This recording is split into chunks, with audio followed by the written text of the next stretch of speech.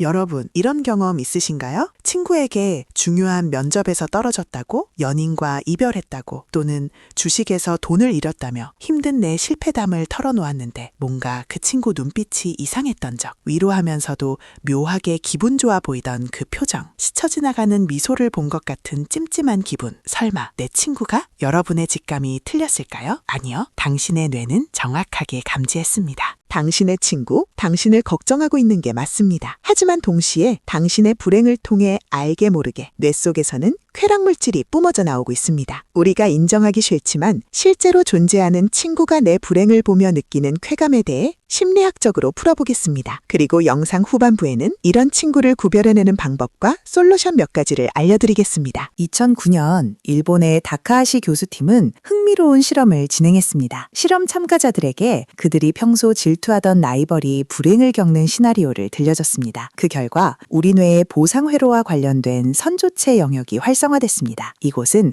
우리가 맛있는 음식을 먹거나 복권에 당첨되거나 성적인 쾌락을 느낄 때 활성화되는 부위입니다. 쉽게 말해 우리 뇌는 경쟁자나 비교 대상의 불행을 보면 실제로 기분 좋음을 느낀다는 거죠. 이게 나쁜 사람만 그런 게 아니에요. 평범한 사람들 78%가 타인의 불행에서 어느 정도 쾌감을 느낀 경험이 있다고 답했습니다. 도대체 왜 우리 뇌는 이렇게 설계되었을까요? 진화 심리학적으로 들어가 보겠습니다. 원시시대에 자원은 한정되어 있었습니다. 식량도 짝짓기 상대도 제한적이었죠. 다른 사람의 실패는 곧 나의 생존 확률이 높아진다는 것이었습니다. 그런데 왜 하필 친구가 이런 감정을 느낄까요? 심리학자 레온 페스팅거는 이미 1954년에 발견했습니다. 우리는 끊임없이 타인과 자신을 비교한다는 것을요. 특히 친구는 비교하기 가장 쉬운 대상입니다. 나이가 비슷하고 환경이 비슷하고 출발선이 비슷했으니까요. 당신이 승진했다는 소식은 친구에게 이렇게 들릴 수도 있습니다. 나는 언제 승진할까? 나는 왜 아직도 그 자리에 있지? 반대로 당신이 실패했다는 소식은 다행히 나만 못하는 게 아니구나.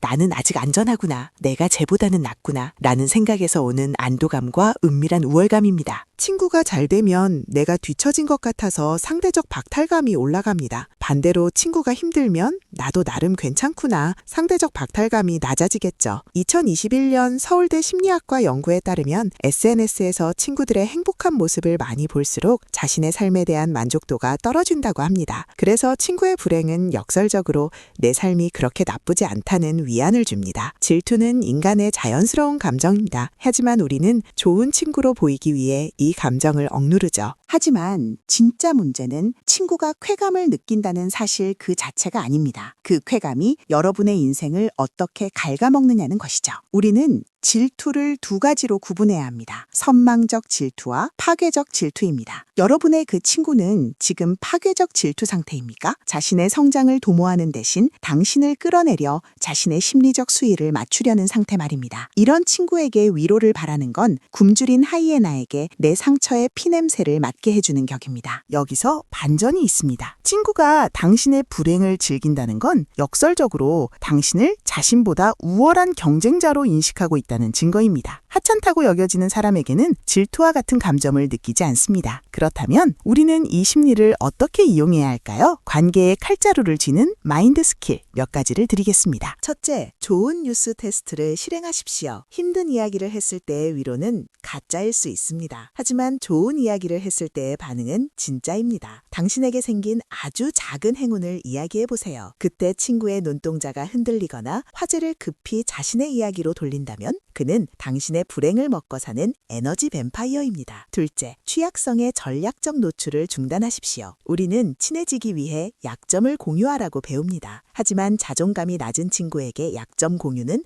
먹이주기입니다. 앞으로는 징징거림에 멈추세요. 당신의 고통을 그들의 자존감 회복제로 쓰지 마세요. 오히려 담담하게 문제를 해결해 나가는 모습을 보여줄 때 그들은 경외감을 느낍니다. 친구가 당신의 실패에 은밀한 미소를 짓는다면 속으로 이렇게 생각하세요. 너 지금 많이 불안하구나. 누군가의 불행을 보며 웃어야만 자신의 가치를 확인할 수 있는 삶이구나. 라고 말이죠. 마지막으로 이 영상을 보면서 자책하고 계신가요? 나도 그런 감정을 느꼈는데 나 나쁜 사람인가? 아닙니다. 당신은 정상입니다. 순간적으로 쾌감을 느끼는 것은 인간의 자연스러운 반응입니다. 자각이 있다면 당신은 이미 좋은 사람입니다. 그렇다면 어떻게 해야 할까요? 몇 가지 솔루션에 대해 알아보겠습니다. 풍요 마인드셋 기르기입니다. 친구의 성공은 내 실패가 아닙니다. 세상은 제로섬 게임이 아니에요. 친구가 승진해도 당신의 가치는 그대로입니다. 친구가 연애해도 당신의 매력은 변하지 않습니다. 모두가 잘 될 수 있다는 풍요 사고를 가진 사람은 친구의 성공을 진심으로 축하할 수 있습니다. 비교 대신 영감을 얻으세요. 쟤는 되는데 나는 왜 안 돼?가 아니라 제가 해냈으면 나도 할 수 있어.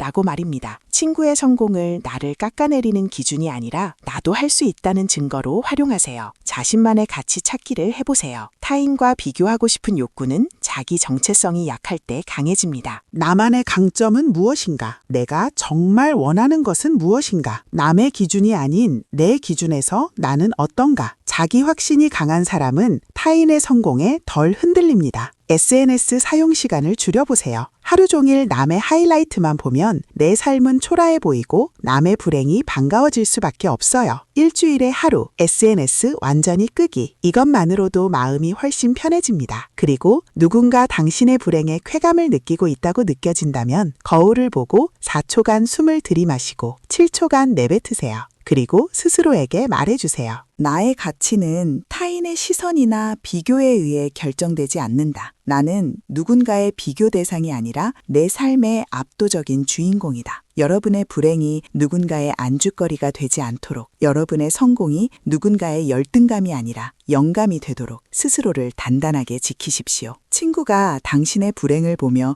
순간적으로 쾌감을 느낄 수 있습니다. 당신도 친구의 불행을 보며 은밀한 안도감을 느낄 수 있습니다. 이것은 당신이 나쁜 사람이라서가 아닙니다. 진화가 우리에게 남긴 본능일 뿐입니다. 중요한 건 이 감정을 자각하고 행동으로 옮기지 않으며 진심 어린 연민과 공감을 선택하는 것입니다. 완벽한 친구는 없습니다. 하지만 자각하고 노력하는 친구는 될 수 있습니다. 오늘도 제 영상을 봐주셔서 감사합니다. 구독과 좋아요는 큰 힘이 됩니다. 댓글로 여러분의 생각을 나눠주세요. 나도 이런 감정 느낀 적 있어. 솔직하게 말해도 괜찮습니다. 우리 모두 불완전한 인간이니까요. 다음 영상에서 만나요.